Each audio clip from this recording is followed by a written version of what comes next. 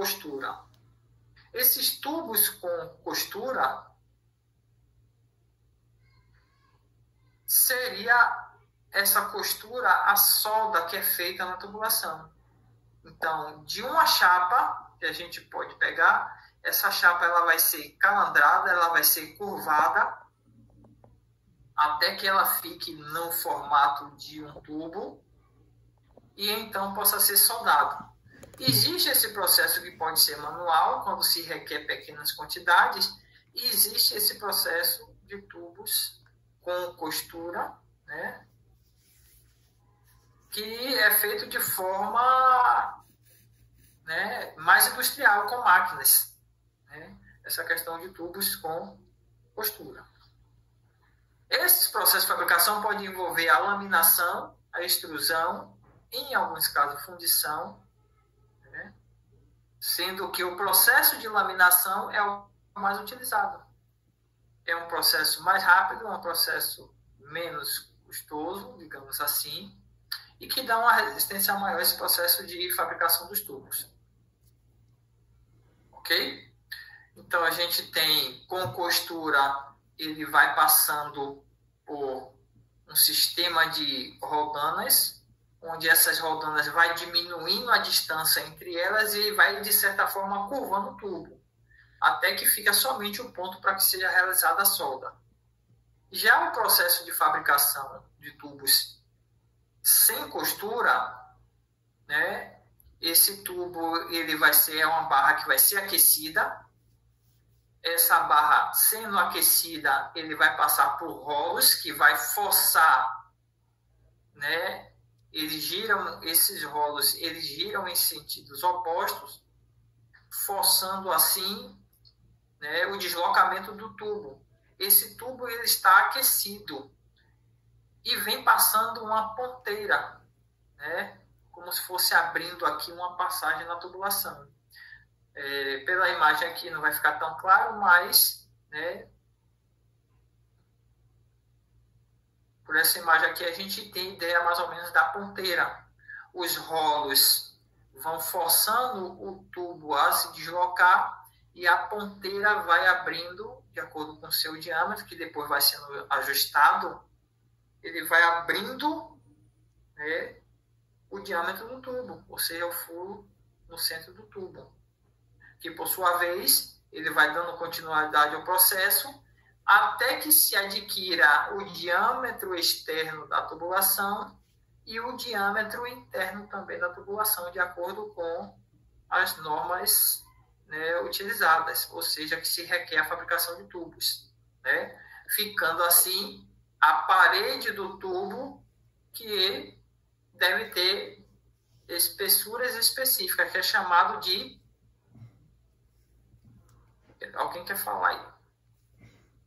Pode ficar à vontade, enquanto Ô, professor, essa situação aí só se aplica em diâmetros menores? Essa tubulação que é feita sem costura? Diâmetros menores? Sim. Geralmente é utilizada mais para diâmetros maiores, mas a depender da necessidade, possa ser que ela seja utilizada em diâmetros menores mesmo. A gente tem um processo também de fabricação, que é o processo de extrusão, mas o processo de extrusão é mais para tubulações de material mais maleável, mais moles, como plástico e alguns outros, borracha, né? Que é algumas tubulações. Agora, para a produção de aço, tubulações de aço, carbono, né, a gente tem muito esse processo de laminação. Você perguntou se seria muito utilizado para tubulações de diâmetros menores. Geralmente, eles são utilizados mais para diâmetros maiores, sem costura, né? E onde se requer, né, uma resistência maior da tubulação, por não haver a emenda, o local onde vai ser soldado. E essa emenda geralmente é a chamada costura. Não sei se foi nessa linha de... Não, beleza, porque eu na área que eu trabalho, né, eu vejo muita tubulação de diâmetros maiores com costura e diâmetros menores sem. Por isso que eu fiquei nessa dúvida aí. Mas talvez seja né? Mas na especificação, é porque você não visualiza ou é porque vem na especificação da tubulação? Não, é questão de visualização mesmo. Já soldei várias tubulações de maior diâmetro com costura, entendeu? E menores diâmetros sem costura. Por isso que eu imaginei que se aplicaria mais sem costura em diâmetros menores. Mas vai muito da necessidade, né? Porque com costura você tem um processo de calandragem. Então, envolve vários tipos de processo. O sem costura é como se fosse a fieira, a ponteira passando para abrir o processo. Aí vai diferenciar um pouco do equipamento que é utilizado. Mas o que influencia muito é a aplicação das tubulações, a necessidade dela, porque a costura, de certa forma, ela vai ser um ponto de fragilidade. Sim, então, se eu estou aplicando em uma situação, o emprego dela é em uma situação que ele vai atender bem, que ele não vai trazer tantos esforços ou produtos corrosivos, então se ele vai me atender bem, beleza. Mas se eu tenho ali um tipo de produto que ele é altamente corrosivo, aquele pontozinho de costura, internamente, ele sempre deixa um vestígiozinho. Então, ali é ponto de acúmulo de material. O que o senhor falou agora tem sentido, porque, assim, tubulações de superduplex, tubulação de conel, geralmente é sem costura, e são de diâmetros bem maiores, né? Espessuras também. Mas aí vai envolver custo também. Custo, se fosse pela empresa, ele dizia, não, eu vou querer o mais barato. Mas, às vezes, ele também não pode pensar só no custo. Ele tem que pensar no custo-benefício. Porque se ele também coloca um produto que ele sabe que é, de certa forma, de qualidade inferior, que é menos resistente, a qualidade que eu falo é menos resistência por abrir uma costura, ele sabe que ele vai estar colocando em risco lá na frente a produção. A produção e, principalmente, né, o ambiente. Patrimônio da empresa, né? E, principalmente, as pessoas que ali estão, né, no dia a dia trabalhando. Então, nem sempre eu posso colocar o material porque ele tem um custo mais barato. Então, tudo isso envolve a questão de normas também, né? As normas que são utilizadas para que a gente possa seguir a risca e a empresa também está respaldada. Não, eu estou utilizando o tipo de material que a norma pede. Se a norma pede para esse tipo de produto, ele pede esse tipo de material, eu estou utilizando. Certo? Porque todo ponto de solda é ponto de fragilidade. Professor, mas a solda fica bem feita ali, né? De certa forma, sim. Mas ele vai ser aquele ponto menos resistente do que se ele fosse sem soldagem. Todo local. O local ao redor, né, professor? Isso. Porque a solda é não baixa, né? Porque todo ponto de soldagem, de certa forma, ele fica mais duro. Onde há processos de soldagem, em função do material que está sendo colocado e do aquecimento que ele recebe, ele fica um local mais duro. Porém, essa dureza, ela pode trazer o quê? Ponto de fragilidade. Além da solda não ser, pode só ser que não foi bem feita, ela é um ponto de fragilidade, que ela pode trincar, ela pode romper. Há também a questão da resistência que ela passa em função do processo de soldagem, né? Porque foi aplicado um calor excessivo ali durante o processo de soldagem. Aquilo vai inutilizar a tubulação? Não, mas todo ponto de soldagem é um ponto de fragilidade, porque ele fica mais resistente, mais duro. Até mesmo quem trabalha com corte, usinagem, quem vai cortar aí com esmerilhadeira ou, né, corte a frio, né, seja com corte de tubo, cortador de tubo, a frio até mesmo serra, vai perceber que no local da solda ali está mais duro. Ali teve uma dificuldade maior de fazer o corte. Né? Até o torneiro também, quando vai fazer alguma usinagem na parte da soldagem, tem um pouco mais de cuidado, viu? Exatamente, para que não venha ali cegar e, em alguns casos, até quebrar a ferramenta de corte, né? A ferramenta de corte também, por ser bastante dura, ela se sofrer um impacto muito forte ali, ela pode quebrar, né? De acordo com a liga aplicada. Certo, pessoal?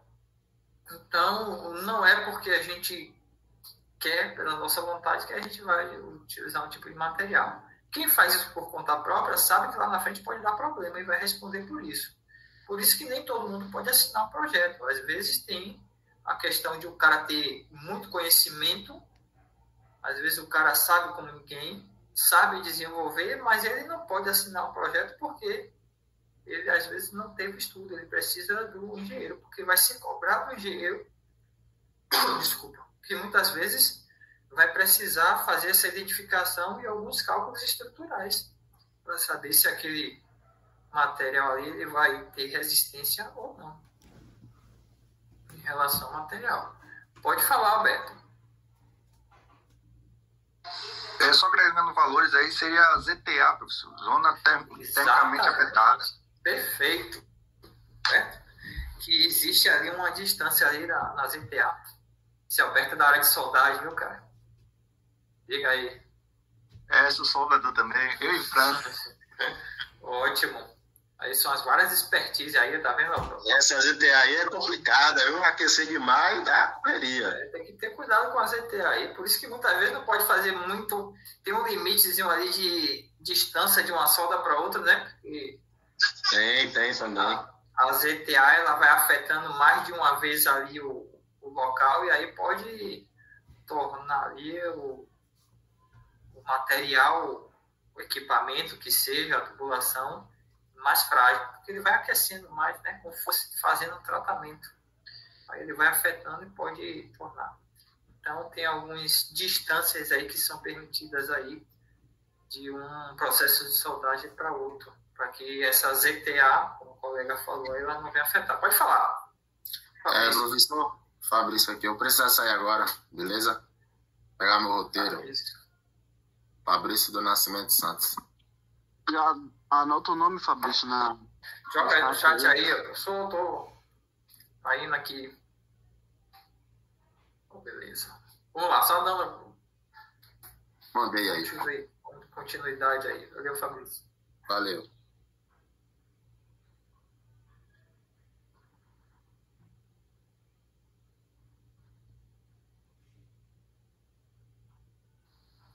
Então, a gente está comentando, pessoal, certo? Com relação a esses dois grandes processos de fabricação de tubos, com costura e sem costura, né? A gente, por fora, um tubo com costura, por fora, quando ele ainda está sem pintar, quando ele está ali, né, chega ali da fábrica, foi adquirida a tubulação, por fora a gente não consegue perceber tanta costura, não. A gente só vê mais, se a gente prestar bem atenção, a gente visualiza que passa uma linhazinha em uma coloração diferente, onde foi arrancado o material de excesso da costura. Só que por dentro, essa costura é um pouco mais visível. Ela não fica tão exposta, mas ela fica mais visível no tubo com costura, certo? Já no tubo sem costura, a gente não vai ter esse problema, né? Porque ele é feito de uma forma uniforme. Ele é o processo de laminação. Aí é que entra a questão dos processos de fabricação, né? Laminação, extrusão, né? Fundição. Fundição é um processo de fabricação, mas a maioria dos tubos não são tão feitos por fundição, não. Existem alguns outros tubos de materiais que não sejam o aço, que são fabricados mais de fundição, né? O material vai sendo colocado em um molde, de uma forma para que possa adquirir aquele processo. Ok? Tubos com costura são obtidos pelo processo de soldagem, como a gente está comentando, sendo os mais importantes os de solda elétrica, por arco protegido, né? Que pode ser o arco elétrico.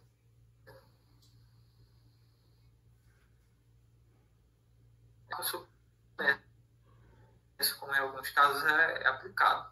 Solda por resistência e solda em espiral, que aí seria, né, o tubo ele vai sendo conformado e a soldagem ela vem em uma solda espiral, como a gente está visualizando aqui, ó. Tá vendo? Desculpa. Então a gente tem aqui, ó, ele vai sendo curvado até que ele possa ir adquirindo o formato do tubo e depois vai sendo realizado o processo de soldagem.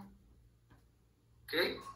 Só que aí a tubulação tem um emprego específico que ele não vai ter a mesma resistência de uma tubulação que foi feita pelo processo de tubo sem costura, certo?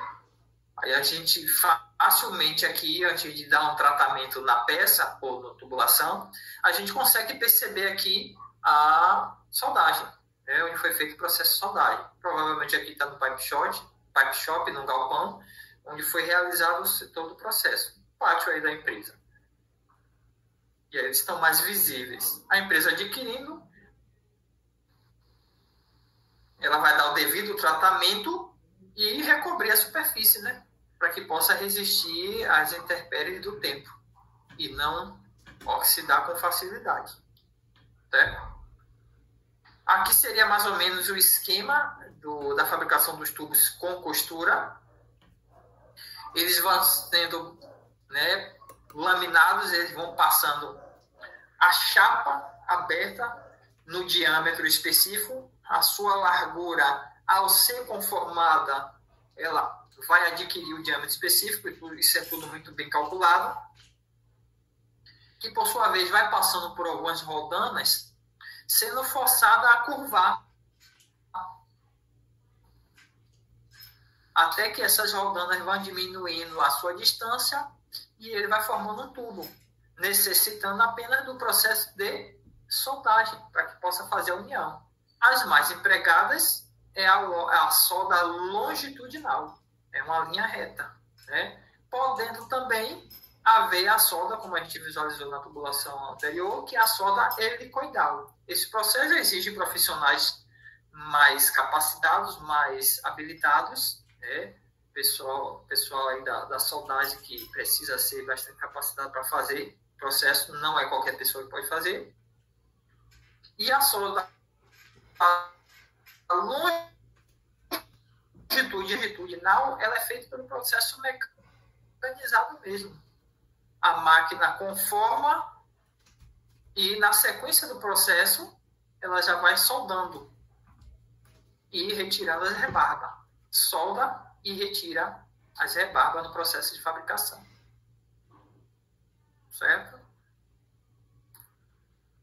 Aqui seria a solda longitudinal. Tá no slide aí com a solda helicoidal, desculpa. A imagem do tubo, para eu perceber que está passando aí para vocês o slide. Está passando. Beleza. Alguém quer fazer alguma pergunta? Quer falar alguma coisa? Ou pode prosseguir? Tá tranquilo, pode prosseguir. Ok. Aqui a gente tem uma observação que é de acordo com o diâmetro do tubo, né? O diâmetro do tubo, que ele vai ter a sua dimensão especificada por norma, de acordo com a polegada. Tubo de 1 polegada, tubo de 2 polegadas. Desculpa. Vamos olhar a garganta. Tubos de 10 polegadas e assim vai de acordo com a necessidade. Mas aqui também traz atenção que é para a parede do tubo, né? A gente tem o diâmetro interno, a gente tem o diâmetro externo e a gente tem o diâmetro nominal. O diâmetro nominal é a referência que se faz de uma tubulação. A nomenclatura que a gente usa para chamar aquele tubo de acordo com o seu diâmetro é o chamado diâmetro nominal. Ok? Que é o diâmetro que a gente vai obter na parte externa da tubulação. Se eu pegar o diâmetro externo e diminuir do diâmetro interno, eu vou ter o que esse rezinho está mostrando aqui, ó, que é a espessura. Essa espessura, para as linhas de tubo, para os diversos tipos de tubulação, ela tem uma siglazinha e ela tem um nome. Alguém saberia dizer que nome é esse? Spec. Schedule, desculpa. Quase. É isso, perfeito. É do inglês. Schedule. Então, quando a gente menciona schedule, a gente está falando isso aqui, ó, que é a espessura da parede do tubo. Qual é a espessura que esse tubo tem? E isso é muito importante, talvez não para a gente que vai estar trabalhando no processo químico-petroquímico, mas para quem vai estar projetando, para quem vai estar trabalhando diretamente com a linha de montagem de tubulação, essa é a questão do schedule, é bastante importante. Para quem, os colegas aí que tenham o conhecimento também, para quem vai fazer o processo de soldagem, isso também é bastante interessante. Porque através do schedule, a gente vai obter também a resistência do material. Produtos que são bastante corrosivos, ele precisa ter um determinado tipo de schedule, um determinado espessura de parede de tubo. O schedule, ele vem em séries. Schedule de 5, de 10, de 20, de 40, de 60, né? E assim vai por diante. Mas quando eu falo schedule de 20, não quer dizer que a parede tem 20 milímetros de espessura. É um valor que está lá, né, de acordo com a tabela de classificação. Certo? Então, a gente precisa especificar muito bem isso e entender, principalmente para quem trabalha com fabricação e para quem vai fazer relação e solicitação de material. Certo? Pessoal de projetos, quem é da área de projetos que vai fazer esse levantamento de material, precisa saber direitinho qual é o schedule da tubulação. Fique à vontade, pode falar. Professor, a aula do senhor vai até que horas hoje? Daqui a pouquinho a gente encerra, às 9h25, às 9h30. É porque, não, eu vou precisar sair, que eu vou pegar o ônibus, que eu vou trabalhar agora. Como é que é a chamada aí? O ônibus já... Eu estou compartilhando aqui, não estou vendo quem está falando. Quem é? É Hollenberg. Pronto, coloca seu nome aí no chat. E depois já botei já. Eu, Vitor, botei. Valeu, boa noite. Obrigado. Ok, pessoal? Então, tubulações, elas vão ter essa nomenclaturazinha que é o chamado schedule, que é a espessura da parede do tubo. Eu posso conseguir isso em tabela, eu posso conseguir isso fazendo a medição da espessura da parede, e eu posso conseguir também esse schedule pegando o diâmetro externo e diminuindo o diâmetro interno. O que vai sobrar é a espessura. E aí, essa espessura eu divido por 2. Porque quando eu diminuo o diâmetro externo, o interno do externo, ele está aqui 2 vezes. Se eu pegar aqui a circunferência do tubo. Então, quando eu acho a espessura, eu preciso, né, dividir por 2 para que eu ache a espessura direitinho. Eu posso também pegar um instrumento de medição, um paquímetro, e medir a parede. Certo? Mas às vezes é necessário, porque às vezes isso é encontrado em tabela. Caso não tenha uma tabela específica, pode pegar e medir a parede do tubo. Isso é importante também, porque a gente tem sistemas de linhas que são linhas rosqueadas. Sistema de ligação entre linhas que são através de rosca, não por processo de soldagem, e sim por rosca. Então, tem tubulações que tem schedule muito fino, que quando vai abrir rosca, vai tirar material. Então, aquela rosca ela vai ficar muito fina. Certo? Então, para tubulações que vai abrir rosca, que vai ser meio de ligação rosqueado, não pode ter schedule abaixo de 40. Às vezes de 40 em diante, às vezes de 60 em diante. Porque ali no processo de abertura de rosca, vai retirar material, e para que ele não fique muito frágil, e ainda possa ganhar resistência, então não pode ser muito fino. Então, exige uma determinada espessura de parede de tubo. Ok?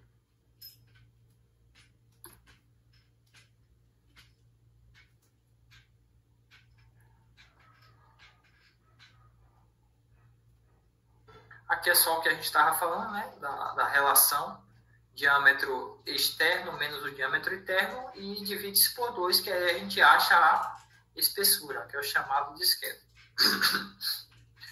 Observação aqui. O diâmetro nominal não tem dimensões físicas no tubo. Seria um diâmetro médio entre o interno e o externo. Diâmetro nominal. Eu tenho ali a média. Essa nomenclatura é o que é chamado de diâmetro. Por exemplo, eu preciso de tubo de 6 polegadas. Qual é o diâmetro nominal? 6 polegadas. Então, a referência que se faz para fazer a aquisição ou para fazer a compra, relação de compra de material, é tubo de 6 polegadas. Esse é o diâmetro nominal. Só que o tubo de 6 polegadas, isso é uma regra para processos de fabricação e de tubulações mesmo, né, de acordo com norma. Tubos até 12 polegadas, o diâmetro nominal dele, que é a referência que se faz, não coincide exatamente com o diâmetro do tubo em relação à sua polegada. Ou seja, se eu pegar um tubo de 6 polegadas, e se eu fizer o cálculo, quanto é que vale uma polegada? Quem lembra aí de metrologia? Quem lembra de dimensionamento? 2,54. 25,4. 2,54. 2 centímetros e 54 milímetros. Pronto. Se a gente parte para centímetro, é 2,54 centímetros. Se a gente parte para milímetro... 25,4 milímetros. 1 milímetro é 254. Por milímetro é 25,4. Se for centímetros, é 2,54. Certo? Como a gente, para tubulações e na metalmecânica, assim, a gente se refere mais a milímetros, então vamos adotar aí o 25,4, o valor de 1 polegada.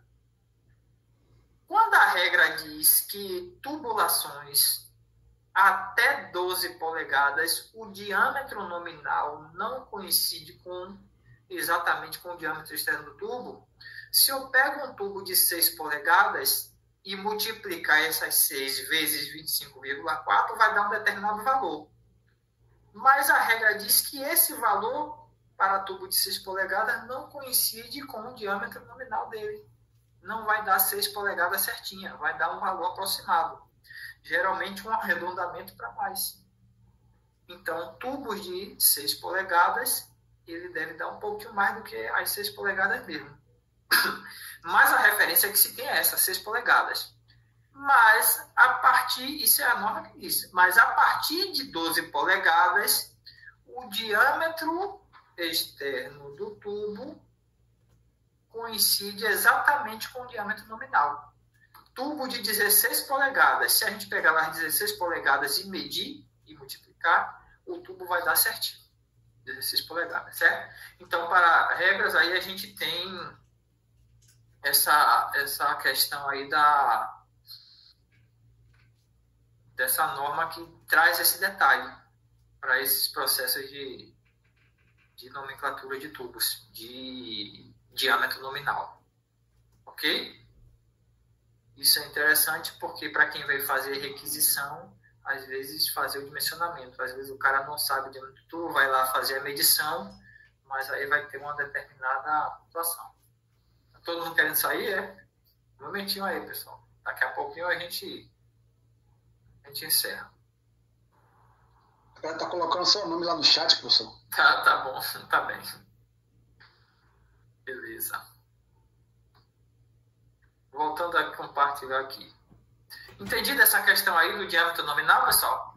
Só para não ficar dúvida. Tubos acima de 14 polegadas, o diâmetro nominal coincide exatamente com o diâmetro externo do tubo. Já abaixo de 12 polegadas, o diâmetro nominal não coincide com o diâmetro externo do tubo. certo? Isso é já da norma mesmo. Como é, professor? 14 polegadas de A diâmetro. partir de 14 polegadas em diante, o diâmetro externo coincide exatamente com o diâmetro nominal. Entendeu? O valor vai bater certinho. Abaixo de 14, ou seja, de 12 para baixo, o diâmetro nominal, 12 polegadas, não coincide exatamente com o diâmetro externo do tubo. Isso é norma mesmo. A regra de processo de fabricação de tubo. Entendeu? Por exemplo, um tubo de duas... Quanto mais ele com diâmetro maior, significa que vai passar com alta vazão. Vai trabalhar com alta vazão. Por isso o reforço dele. É o reforço, mas aí está se referindo ao diâmetro externo. O schedule, que é a espessura da parede, que vai dar reforço a ele, né? Em outras palavras, a bitola do tubo. A bitola, quando eu digo que é a espessura da parede que ele tem. Muito se refere como bitola, certo? Que aí é o schedule. Então, a depender do tipo de produto, ela tem que ser maior ou menor. Schedule de 40, se não tiver tanta necessidade, se for passar um produto que não seja tão corrosivo. Schedule de 60 ou de 80, se for passar um produto que seja mais corrosivo. Isso aumenta drasticamente o peso da tubulação, em termos de estrutura. 80 milímetros, né? No caso, 8 centímetros. Isso. Não. Schedule de 80, que a gente falou? Não. Quando a gente fala schedule, né, de 80, não é porque é 80 não. A gente vai achar esse valor em uma tabela, entendeu? Não é porque é schedule de 80 que ele tem 80 milímetros, não. O schedule é uma referência, é um modo que a gente tem para poder chamar. Schedule de 5, schedule de 10, schedule de 20, 40... Mas 60, desculpa a palavra, que coisa maluca é essa? Como é que usa 80, a pessoa vai entender no mínimo que é 80 milímetros ou 8 centímetros. Mas não é, porque a referência é para ser consultado em tabela. Ou você consulta em tabela ou você... Ô, Laudelino, esses padrões foi normatizado pelos americanos. Então, existe uma fórmula para você dimensionar a espessura da parede desse tubo. Então, comercialmente, você chega para comprar, já é encontrado, que é de 40, 80, 120, 160 e por aí lá vai. Assim, então, isso vai variar de acordo ao quê? A especificação do produto, se for maior ou menor corrosivo. Se for água, é 40, 80, é comum. Então, não é de se preocupar com se 80, se vale quantos milímetros, não é. Isso aí é uma coisa que já por osmose está na cabeça. Então, se você quer saber como se calcula, existe uma fórmula para você calcular. O que é importante saber é que existem essas espessuras e já são padronizadas. Não é uma coisa que a gente vai definir mais, não. Já tem padronizado, já é fabricado assim. E aí o que vai definir é o produto que a Petrobras ou a Braskem vai, o pessoal da engenharia química, por causa do ponto de corrosão e agressividade, quando o fluido estiver passando por ela pode furar a espessura da parede e aí isso é definido lá. Entendeu? Dando mais resistência à tubulação, à estrutura por completo, né? Mas à tubulação também. Exatamente isso aí. Está falando. Mas não pense que no caso aqui de operador de processos químicos e petroquímicos que vocês vão estar precisando desse conhecimento, não. É bom saber, porque às vezes quando a gente ouve até mesmo o linguajar, né, a conversa no dia a dia, a gente sabe o que é que está falando, mas nem sempre não, quase nunca vocês vão ser cobrados por isso, não, de acordo com o curso de vocês. Eu estou falando que envolve toda a questão aqui de tubulações e processo de fabricação dos tubos, certo?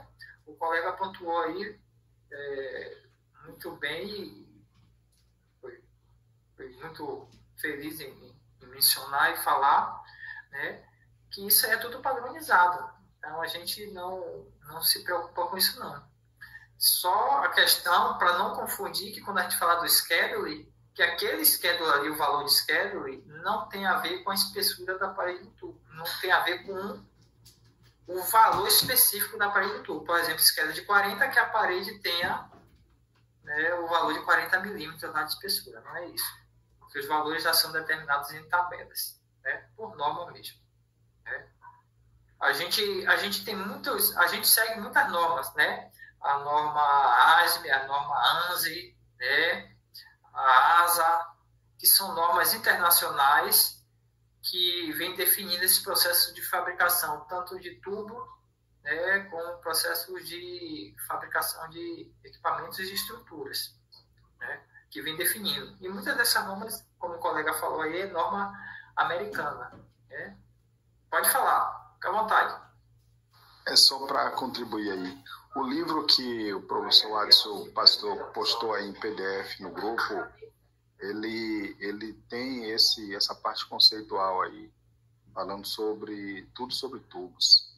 É bom dar uma estudadinha que já tem toda a informação lá. Vocês tiveram aula de quê com o Adson?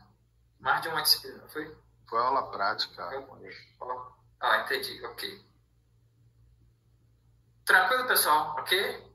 Mas aqui é só as observações para que vocês possam entender quando falar de schedule ou de espessura de parede, tudo para que vocês saibam o que é que está falando, certo?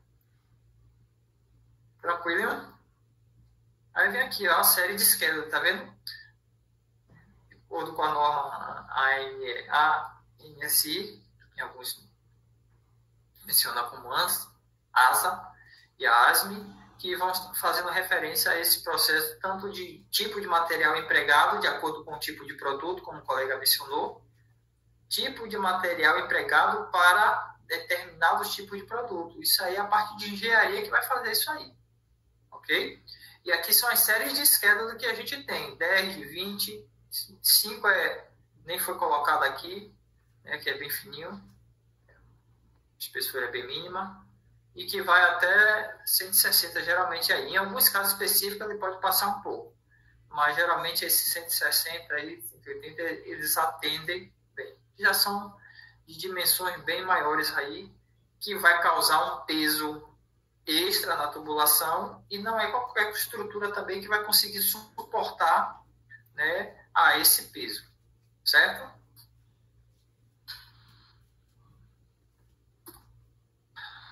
A gente vai estar terminando já aqui, pessoal, só dando continuidade aqui para que a gente possa ver algumas situações. Fica à vontade. Geralmente esses tubos aí com essas paredes de espessura de 160 a 180 é mais para gás, não para água. A água é mais 80, 80 é mais comum, mais comercial. 40, 60. Até porque tubulações, né, que passa gases, como o colega está mencionando, e outros, aí vai ser um ambiente mais hostil, mais corrosivo, e também a questão de segurança, né? Então, vai ter que ser uma margem de segurança maior, justamente por causa do tipo de produto que passa. Então, a segurança não só com a estrutura, né, com o patrimônio da empresa, mas também com as pessoas que eles estão trabalhando. Então, correr risco desnecessário, né, por empregar uma tubulação que não seja adequada e colocar, né, todo o patrimônio da empresa e a vida das pessoas em risco. Então, bom, por isso também é normatizado, né, para que se possa seguir a norma. E vem a questão também que algumas dessas tubulações vão passar por, né, meio de ligação rosqueado, e aí precisa de um schedule um pouquinho maior. Na maioria das vezes, essas tubulações são alinhadas para flare, né? Que vai passar com os gases ali para queima, já levar lá o vaso para fazer a queima. Sim. Não só para, mas também as tubulações de distribuição, né, de gases e de produtos voláteis, né, inflamáveis. Esses de produtos inflamáveis também às vezes requer um schedule maior. Alguns tipos de ácido também, ou ligas metálicas, ou o schedule maior, porque são bastante corrosivos. A gente pensa que não, mas mesmo sendo aço, eles são bastante agredidos, né? Bastante corrosivos. Aí tem os tipos lá de corrosão que são causados nas tubulações. Não sei se vocês chegaram a visualizar, né? Alguns tipos de corrosão, e tem algumas que são... Geralmente a gente não consegue perceber tanto o limão. Às vezes ela começa com um pequeno furinho internamente e ele vai causando uma cratera na espessura do material. E quando vê, se não houver inspeção e manutenção, quando vê, vai ser o rompimento do trecho.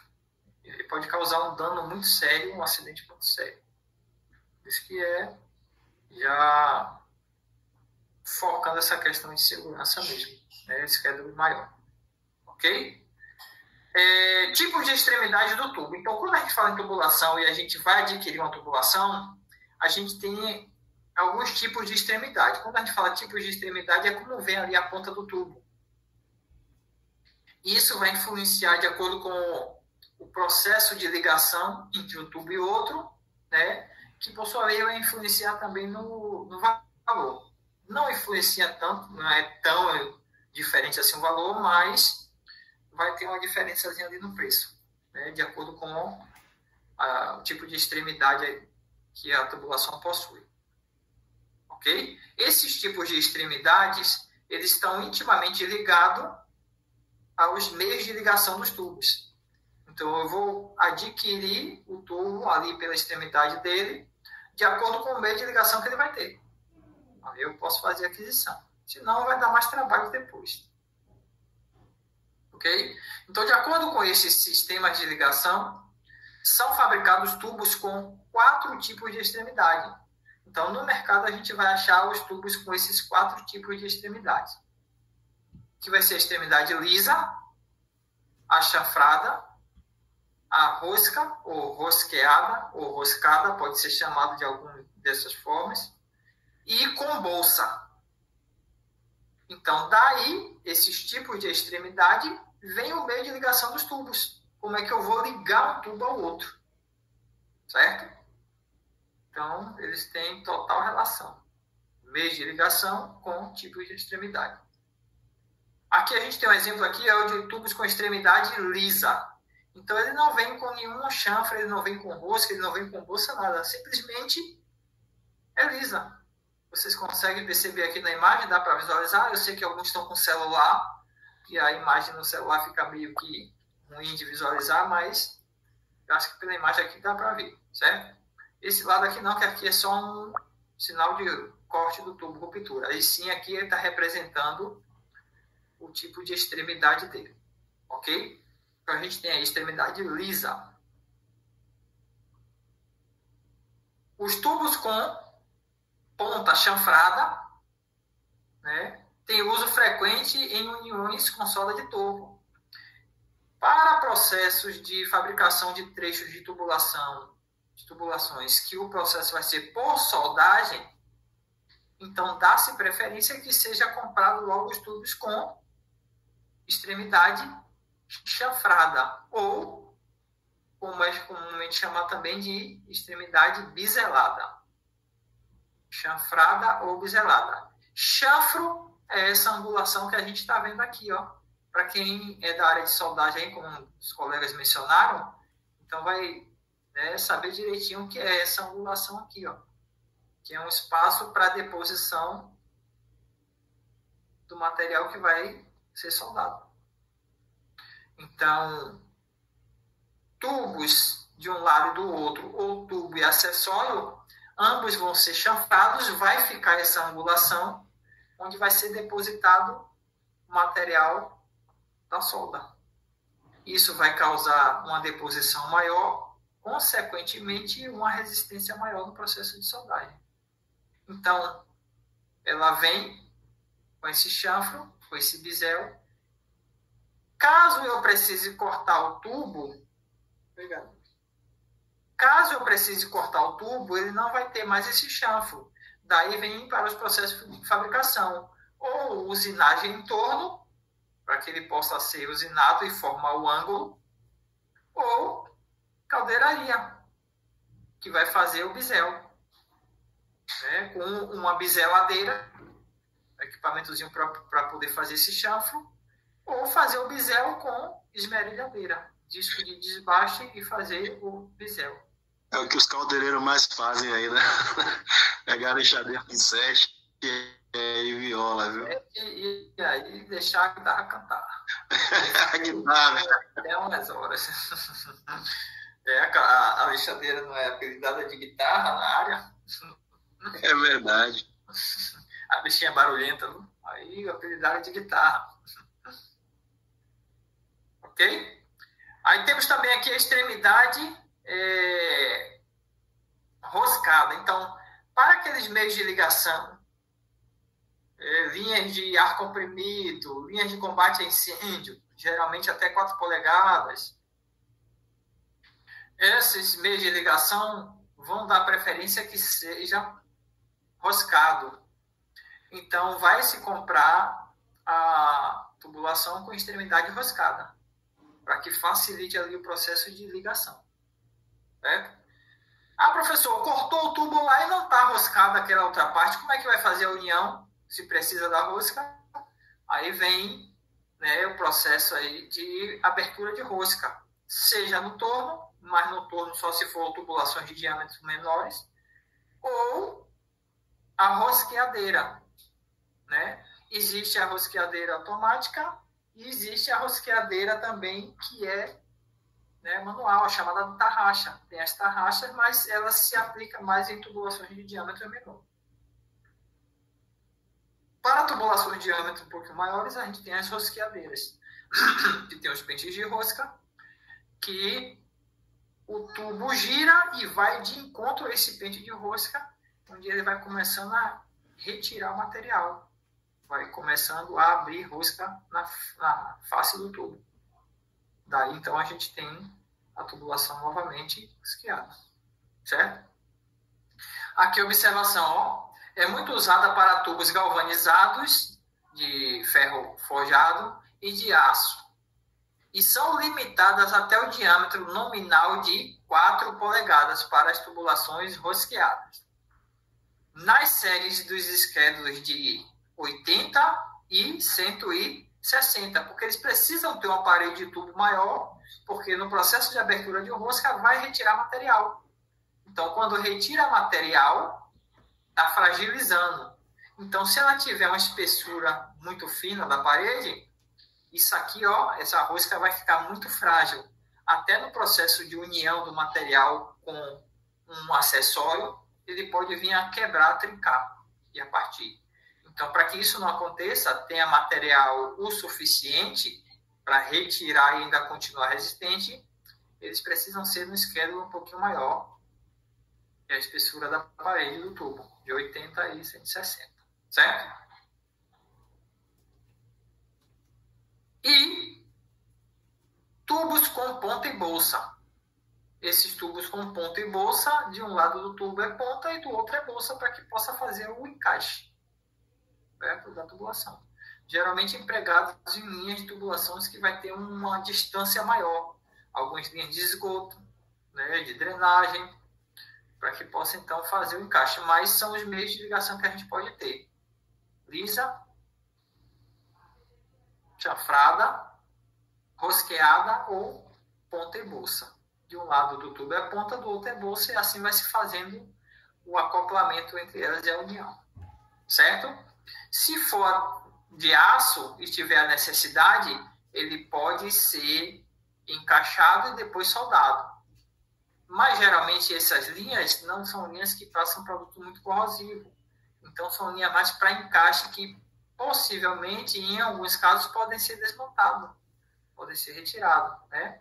Mas nada impede também que possam ser tubulações que possam ficar fixas, aí não precise montar, e precise fazer ali o processo de soldagem.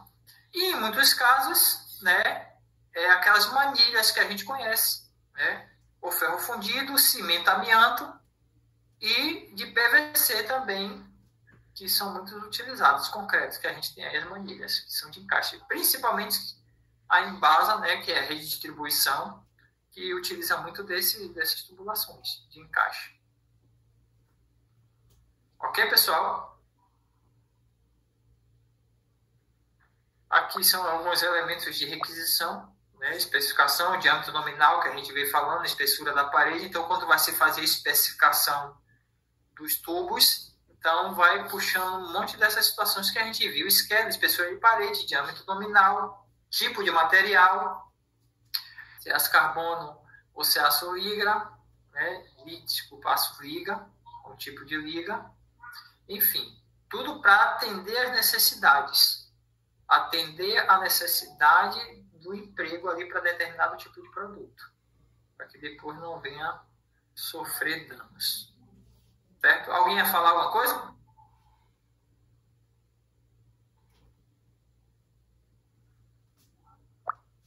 Ali, acompanhando o e-mail de extremidade dos tubos, a gente tem o e-mail de ligação. A gente já vai encerrar, viu?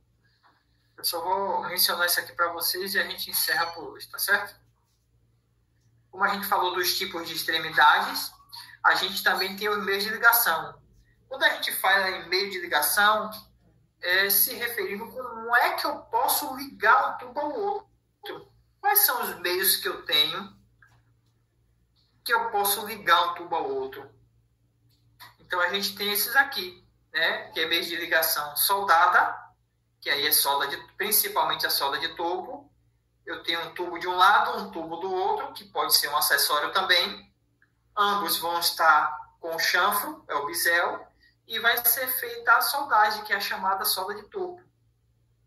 Eu tenho um meio de ligação rosqueado, que é através de rosca. Eu vou ligar um tubo ao outro, ou um tubo a um acessório, através do rosqueamento, né? Que é muito utilizado nas tubulações de linhas de combate a incêndio e linhas de ar comprimido. A maior parte delas são ligações rosqueadas.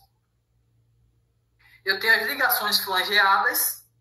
Se deseja nas ligações flangeadas, quando eu tenho muitos acessórios para ser colocados, como válvulas e outros, aí eu vou optar por uma ligação flangeada, ligar um tubo ao outro através de um flange, mas principalmente um tubo a um acessório, ou a válvulas através do flange. Então, a gente vai ter os flanges que, por sua vez, vai ser soldado nos tubos, que vai facilitar o processo de união de um tubo a outro tubo ou um tubo a um acessório. Certo? E, por último, a gente tem o meio de ligação aqui por ponta e bolsa, que é esse último que a gente viu, que é de um lado a bolsa e do outro a extremidade do tubo, e eles são acoplados para poder fazer a união. A situação, eles podem ser soldados ou geralmente simplesmente encaixados, né? Ou colados. Perfeitamente. Muito bem. Ok, pessoal? Hoje a gente ficou um pouquinho mais com fazer esse apanho aí geral. A gente não aprofundou tanto nos processos de fabricação, né, laminação, fundição, mas é só para a gente ter uma abrangência. Conceitos de tubos e tubulações, meio de ligação dos tubos, tipo de extremidade dos tubos, e focando ali também no emprego das cores utilizadas na tubulação e na espessura da parede do tubo, que são os esqueletos, certo?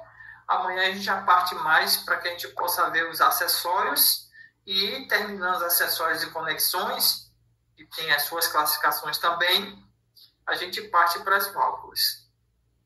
Ok? Perguntas? Para mim está tudo tranquilo.